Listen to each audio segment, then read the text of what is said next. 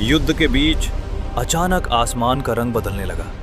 हवा भारी हो गई और बिना आवाज के बिजली चमकने लगी, जैसे कोई अदृश्य शक्ति इस युद्ध में प्रवेश कर चुकी हो। वानर सेना बेचैन हो उठी। दुश्मन कहीं दिखाई नहीं दे रहा था, लेकिन फिर भी एक एक करके योद्धा गिरने लगे, क्योंकि वार हो रहा था, पर वार करने वाला नहीं दिख रहा था। अचानक आसमान में एक छाया सी लहर उठी और उस अंधकार से प्रकट हुआ रावण का पुत्र मेघनाद।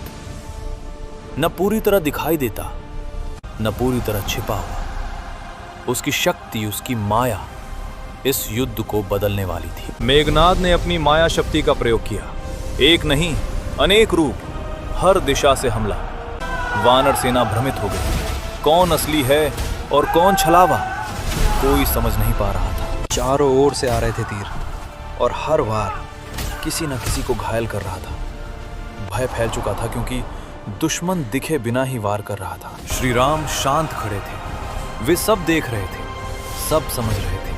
और फिर उन्होंने कहा, माया कितनी भी शक्तिशाली क्यों ना हो, सत्य के सामने टिक नहीं सकती। लक्ष्मण जी आगे बढ़े।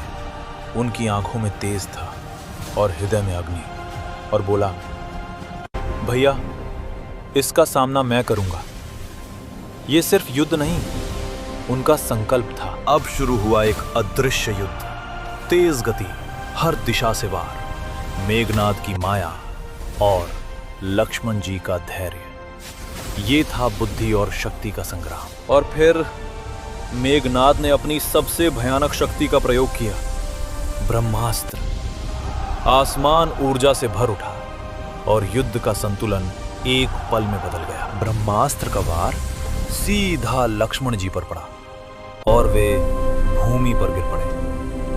पूरा रणभूमि स्तब्ध रह गया और श्री राम पहली बार भीतर से हिल उठे। युद्ध रुक गया। चारों ओर सन्नाटा छा गया। लक्ष्मण जी भूमि पर पड़े थे और श्री राम उनके पास खड़े थे। अब ये युद्ध केवल धर्म का नहीं, भावनाओं का भी बन